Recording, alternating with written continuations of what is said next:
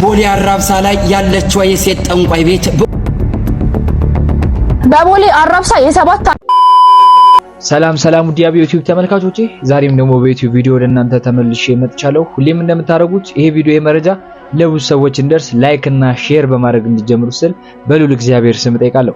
ወቅታዊና አዳዲስ መረጃ ሀገራችን ኢትዮጵያን ተዋህዶ ሃይማኖታችን በተመለከተ ዛሬም ወቅታዊና አዳዲስ መረጃዎችን ወደ እናንተ እናደርስ ዝግጅታችንን ጨርሰን መተናል። እስከመጨረሻው ድረስ ሰብስክራይብ እያደረጋችሁ የልምታን ጫሎችን ታበረታቱን ስል በሉል እግዚአብሔር ስም ጠይቃለሁ። ቦሌ አራብሳ በምሽት ምን ተፈጠረ? የሚጠፉ ህፃናት ቁጥርም እንደተበራከተ በይሳት እየተመለከትን እንገኛለን። ከቦታው ላይ እየወጡ ያሉ መረጃዎች በጣም የሚያስፈሩና እጅግ አስደንጋጭ የተባሉ መረጃዎች ናቸው። እነዛን መረጃዎች ጠቅለል አድርገን ይዘንላችሁ መተናል። እስከመጨረሻው ድረስ ተከታተሉን። ሌሎች ቪዲዮዎችም አሉ። አጠራጠሩ ያሉ ቪዲዮዎችን ተመልክተን እንመለስ። መጨረሻ ላይ ሐሳብ እንሰጥበት ይሆናል። ወደ ቪዲዮቹ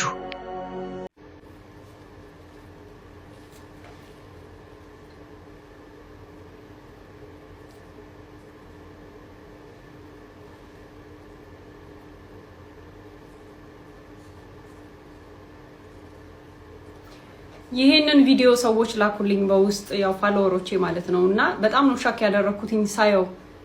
እርግጠኛ ሆኜ የምነግራችሁ እቺ ልጅ ብዙ ነገር አስለምዷታል ከዚህም ውጪ ማለት ነውና እንደዚህ በድፍረት ቪዲዮ ሪከርድ አድርገህ መልቀቅ ምናምን ከቻልክ ያለበት አካባቢ ላይ ቲክቶክ ተጠቃሚዎች በደንብ አሉ፣ ኢንተርኔት በደንብ አለ፣ ኤቭሪቲንግ አክሰሱ በደንብ አለ ብዬ አምናለሁኝ። የትም ከተማ የትም ክልል ላይ ይሁን ማለት ነው። ስለዚህ እዛ አካባቢ ያላችሁ ሰዎች አባቷም ይሁን ወንድሟም ይሁን አጎቷም ይሁን ወይ ጎረቤት ምኗም ይሁን እቺ ልጅ ምን እንደተደረገች ምን እንዳደረጋት ከዚህ ውጪ ማጣራት መቻል አለባችሁ። ለህግ መቅረብ መቻል አለበት። የሴት ልጅ ጥቃት ይሄ አንዱ ማሳያ ነው።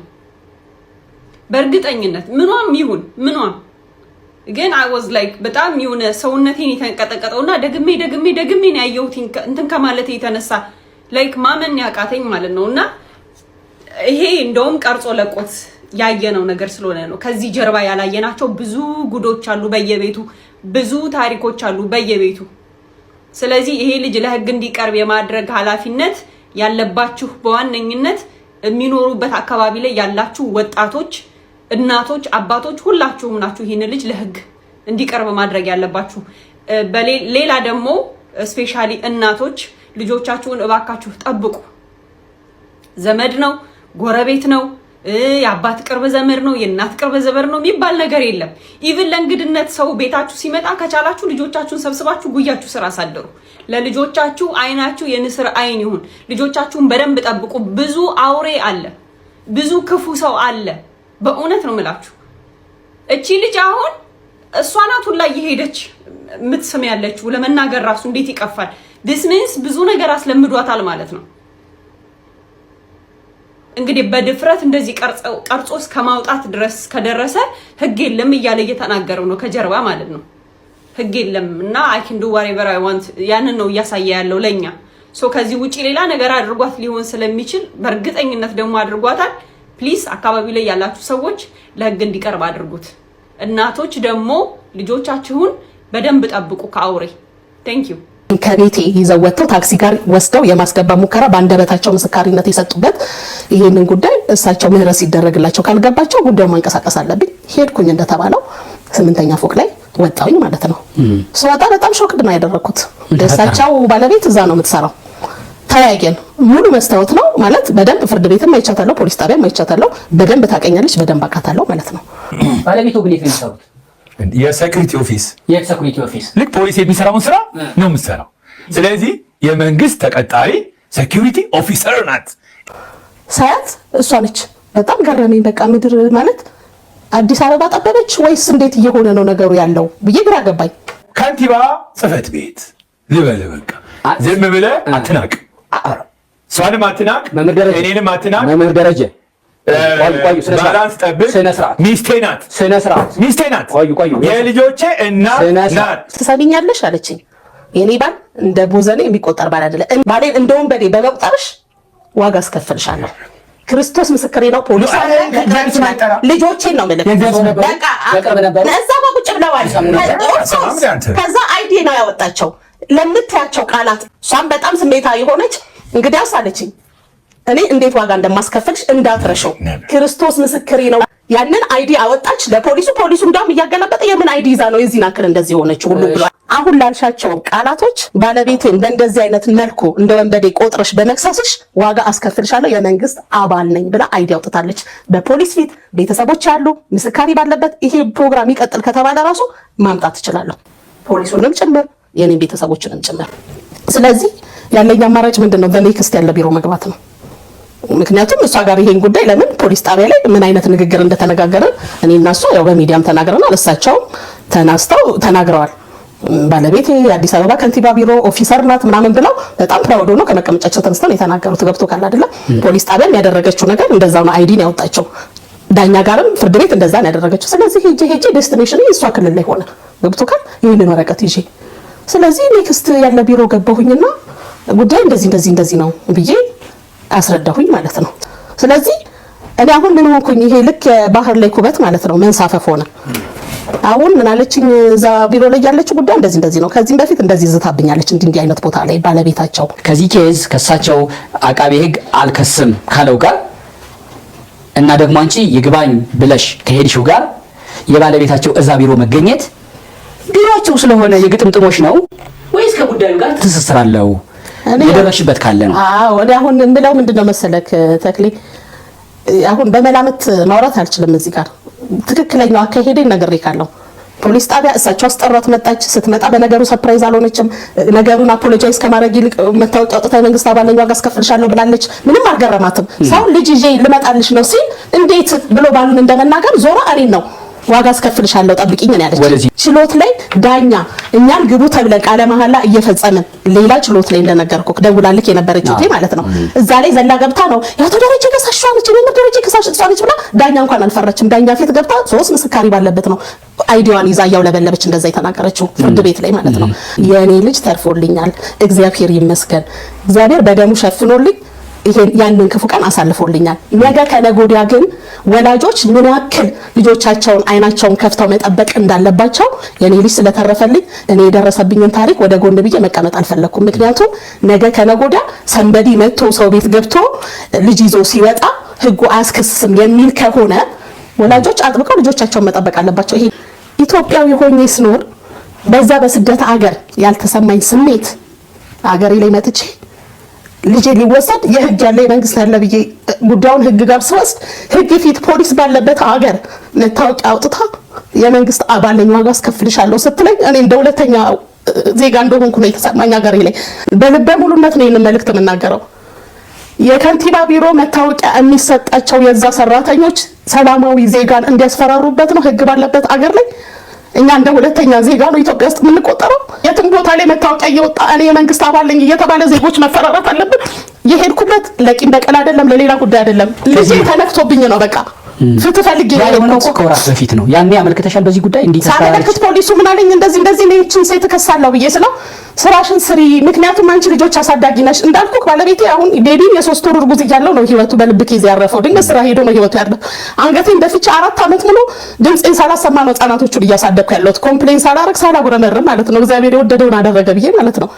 ስለዚህ እኔ እዛ ጋር ከሳለው ስለ ፖሊሱ ስራሽን ብትሰሪ ይሻላል፣ መክሰስ ትቻለሽ፣ በቂ ምክንያት አለሽ፣ ግን ፍርድ ቤት ስራ ምናምን ስትይ አይሆንም ሲለኝ ሳስበው እውነት ነው በቃ አሁን አለች። ኢሶኬ አንድ ነው አልኩኝ። ሁለተኛ ደገመች እዛ ጋር። አሁን ደግሞ የተሰጠኝ እዚህ ጋር ያለው መልስ ባለ ጉዳይ ሆኜ ግልባጭ ለኔ ሲገባኝ ገብቶካል። ኦልሬዲ ተበድያለሁ። በምንም ፎርሙላ ይታሰብ በምንም ፎርሙላ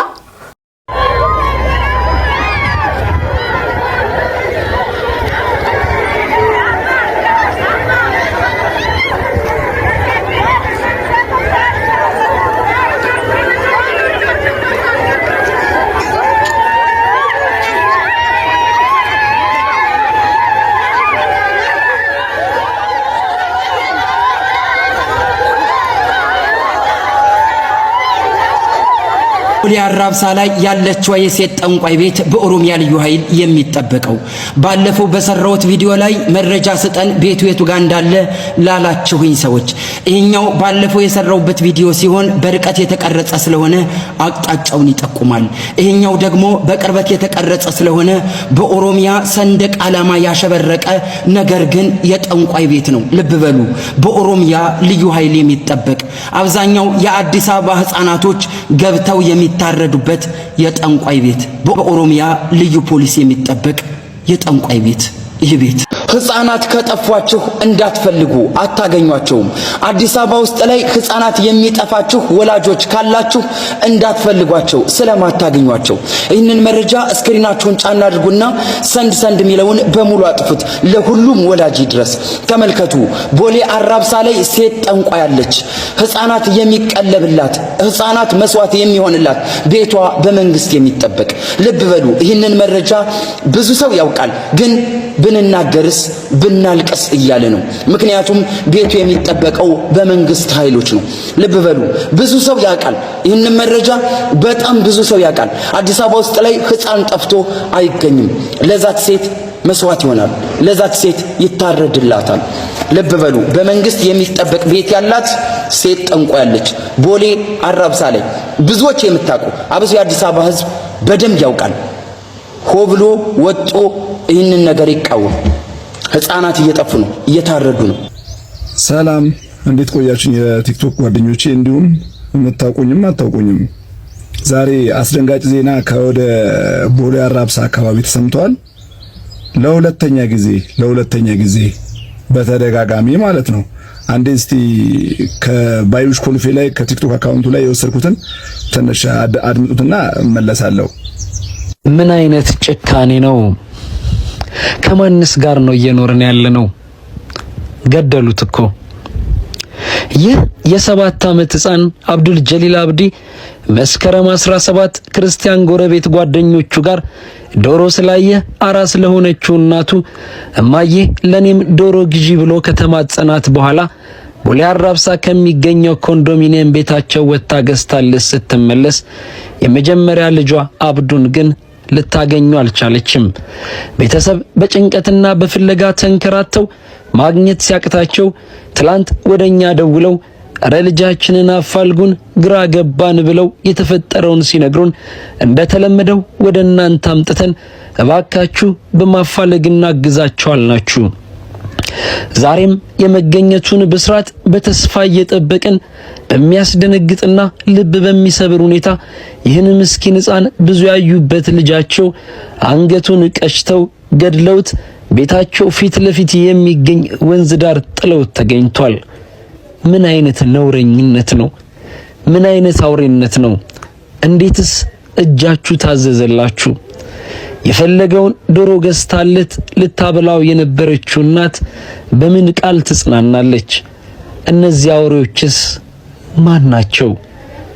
ብቻ ያማል። እንደሰማችሁት ነው።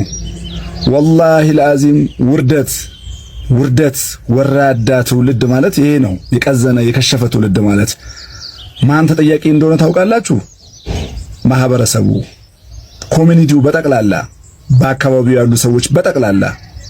በረን ቆልፈህ እየሄድክ መስጊድ ሞልተህ ትሰግዳለህ፣ ቸርች ሞልተህ ትጸልያለህ፣ ቤተክርስቲያን ሞልተህ ትጸልያለህ።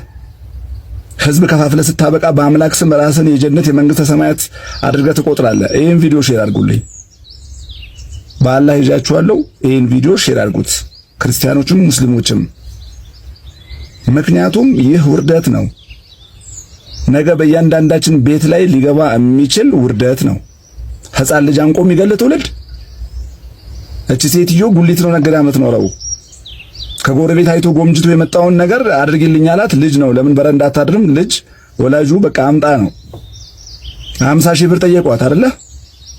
ከዚህ በፊት ካሳ ግቦ የምትከፍሉ ሰዎች ይሄን ልጅ ያስገድላችኋል። እመኑኝ፣ ፈጽሞ በቃ ቁረጥ፣ ጨክን።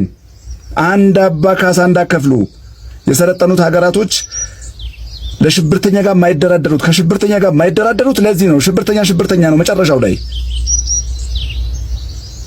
ካሳ የምትከፍሉ ሰዎች ጤነኛ ሰው ያልተገደሉት እያስገደላችሁ ያላችሁት እናንተ ናችሁ። እናንተ ገንዘብ ስላላችሁ ስለከፈላችሁ ወይም ለምናችሁ ይሁን ኑሯችሁ ስለከፈላችሁ ሌሎች ህፃናቶች እያስገደላችሁ ነው።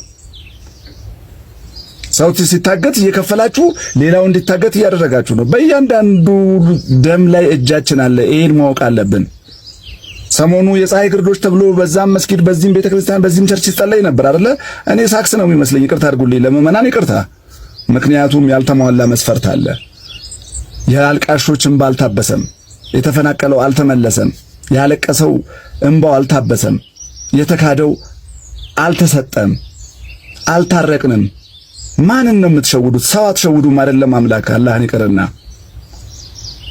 ስለዚህ ዛሬ በእያንዳንዳችሁ ሰፈር ላይ እዛ ኮንዶሚኒየም ላይ ከዚህ በፊት 2 ህፃናቶች ታንቀው ተገለዋል። ማን ነው ታርደው ነው የተገደሉት በሰራተኛ አስታወሳችሁ? ወደ አራብሳ።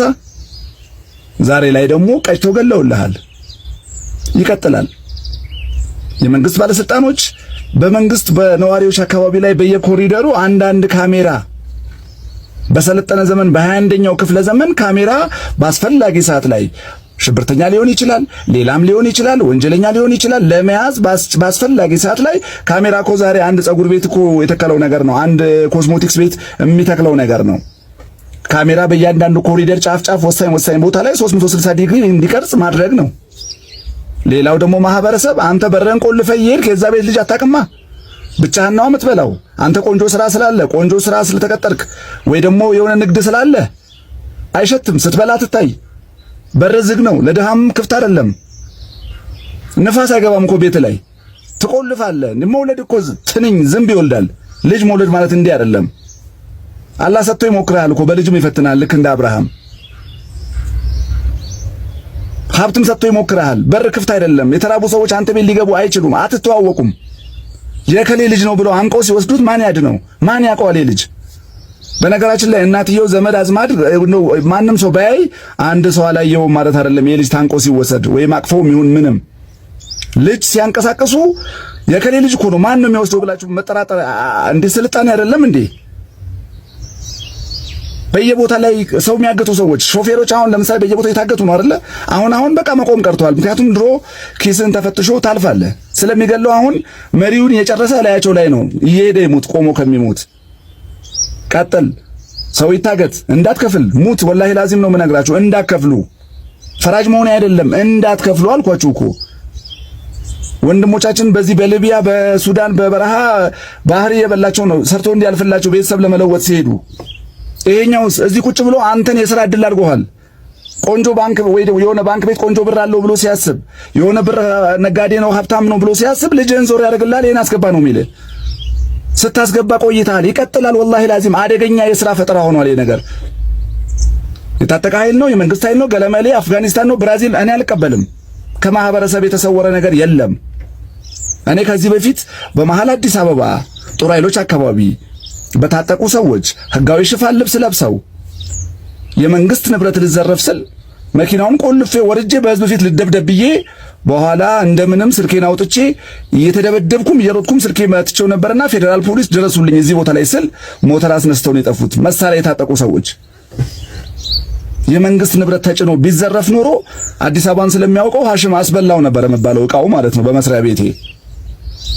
ዛሬ ላይ ህፃን ተገላው አብዱል ጀሊል ተገሎ የ7 ዓመት ልጅ ሁሉንም እኮ አባዬ ነው እኮ የሚለው አያውቅም እኮ። እንዲህ አይነት ተላላ ትውልድ ሽንቱ የቀዘቀዘ ትውልድ እኔ በፊት ወላሂ በቃ እኔ አውቃለሁ እኮ ፖለቲካ ነው ብለህ ሚሞሪ በባዶ ወደ እንዳልዋጥክ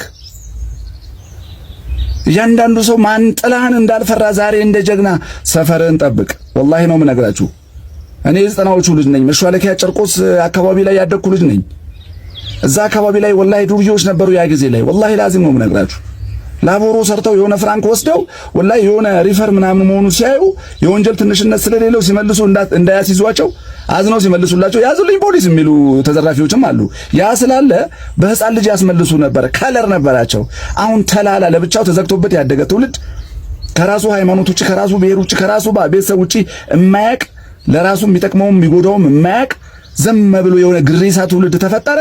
በርህን ከፍተህ ተገናኝ። ሰፈር ላይ ሰው ወጣት ማዕከል እኮ የለም። ልጆች የት ይገናኙ? የት ይተዋወቁ? የማን ልጅ ማን እንደሆነ በምን ይተዋወቅ? ወጣቶች ማዕከል አለ? ዘም ብለው ኡስማን መስጊድ፣ ጀማል መስጊድ፣ ከድር መስጊድ እከሌ ቸርች ቶማስ ቸርች አያሌ ቸርች ምናምን እንዴ እከሌ ቤተክርስቲያን በጣም ክሳራ ውስጥ ነን፣ እየለፋን ነው። ስለዚህ ማህበረሰባችን በዚህ ልጅ ሞት በአብዱል ጀሊል ሞት ተጠያቂ ነህ። ቦሌ አራብሳ ለሁለተኛ ጊዜ ገላን ኮንዶሚኒየም ዙሪያ እዛ አካባቢ ኮንዶሚኒየም አካባቢ ብዙ ነገሮች እየተሰሙ ነው። ማህበረሰባችን እንዴ ብዙ ነገር ይሰማል። ሁላችንም ነቃ ብለን በራችን ክፍት አድርገን እርስ በርስ ከጎረቤት ጋር መነጋገር አለብን፣ መገናኘት አለብን። በመከራ ሰዓት አይደለም ስንበላ እንተዋወቅ። አያችሁ ለዚህ ቀን ይጠቅማል። አመለኛ ባል ከቆንጆ ባል ይማራል። አመለኛ ሚስት ከጥሩ ሚስት ጋር ትማራለች፣ ከጎረቤት ሞዴል ከሆነች ዋጋ ቆልፈ የኖርክ አስክሬንህ እኮ ፖሊስ ነው የሚያወጣው። ማን ይድረስልህ? ያጠርከው አጥር የሆነ ግድብ ነው እኮ የሚያክለው። ሌቦች እኮ እንደምንም ተሸውደው ከገቡ እኮ አንተን እንደፈለጉ አድርገው እቃ ሸክፈው ልክ ሰው አለ የለም ሲሉ እኮ መጫን ይችላሉ። ምክንያቱም ሰርተህላቸዋል። ማንም ሰው ሲያልፍ ማን ነው ብሎ እንኳን እንዳያይ ዛፍ የሚያክል አጥር ነው ያጠርከው። በገዛ ቤት መሞቻን ነው የሰራኸው። አብጃለሁ። የአብዱል ጀሊል አባት እናቶች አላህ ያጽናችሁ። ይሄን ቪዲዮ ሼር ሪፖስት አድርጉት በእናታችሁ በእናታችሁ።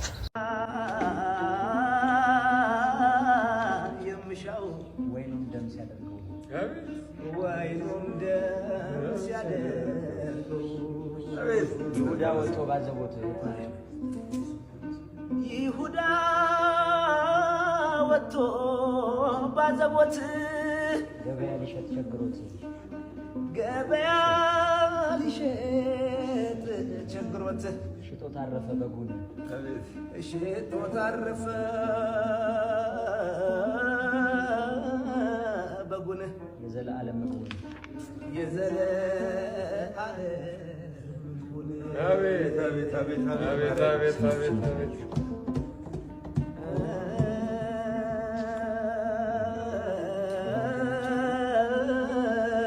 በስውር የሚጸሉ ሰዎች ቀንሰዋል። በስውር ምህላ የሚያደርጉ ሰዎች ቀንሰዋል። በስውር የሚጾሙ ሰዎች ቀንሰዋል። በስውር ስለኛ የሚጸልዩ ሰዎች ቀንሰዋል። በስውር ምናኔ የሚሄዱ ሰዎች፣ በስውር ሱባኤ የሚሄዱ ሰዎች ቀንሰዋል። እያንዳንዱ የምናደርገው ነገር ሁሉ ለሚዲያ ፍጆታ ነው የምናውለው። ሱባኤል እንይስ እንሄድ ፎቶ ተነስተን እንለቀዋለን። እየጸለይን ስዕል ውስጥ ኩርትም ብለን ስዕሉ ስር ፎቶ እንነሳለን፣ እንለቀዋለን። ሚዲያው ካለፈ በኋላ ፎቶ የሚያነሳው ካሜራ ዞር ካለ በኋላ እኛም ዞር እንላለን። ረቂቅ ነገሮቻችን ከውስጣችን ጠፍተው ሀገራችን ቤተክርስቲያናችን የሚያስፈልጋትን ረቂቅ ይሆኑ እግዚአብሔር ብቻ የሚያየውን ነገር እሱን ከእግዚአብሔር ሰውረናል። ሁላችንም እግዚአብሔርን እያታለልን መኖርን መርጠናል። እንግዲህ ቪዲዮቹን እንደተመለከታችኋቸው ነው። ቦሌ አራብሳ ላይ እየተከሰተ ያለው ነገር ይሄ ነው። ህፃናት እየጠፉ ነው። ደብዛቸው እየተገኘ አይደለም። አስከሬናቸው ሲገኝም እንግዲህ አንገታቸው አካባቢ ላይ የተወሰኑ ፍንጮች እየተገኙ ይገኛሉ ማለት ነው። ደም ሳይኖራቸው እየተገኘ ይገኛል ማለት ነው። እግዚአብሔር አምላክ ከእንደዚህ አይነት ነገር ከሚወረውረውላ ልጆቻችሁን ይጠብቁላችሁ ነው ለማለት የምችለው። ምንም ማለት አልችልም። እንግዲህ ቦሌ አራብሳ ላይ የሚገኙ ወላጆች ብዙ ቅሬታ እያደረሱ ይገኛል እቺ ሴትዮ ላይ ማለት ነው። እግዚአብሔር አምላክ ደጉን ጊዜ ለሀገራችን ለኢትዮጵያም ለተዋሕዶ ሃይማኖታችን ያምጣልን። እስከመጨረሻው ድረስ ሰብስክራይብ እያደረጋችሁ ላበረታታችሁ እናመሰግናለን። በቀጣይ ወቅታዊና አዳዲስ መረጃዎች እስክንገናኝ ድረስ ግን ሰላም ቆዩ።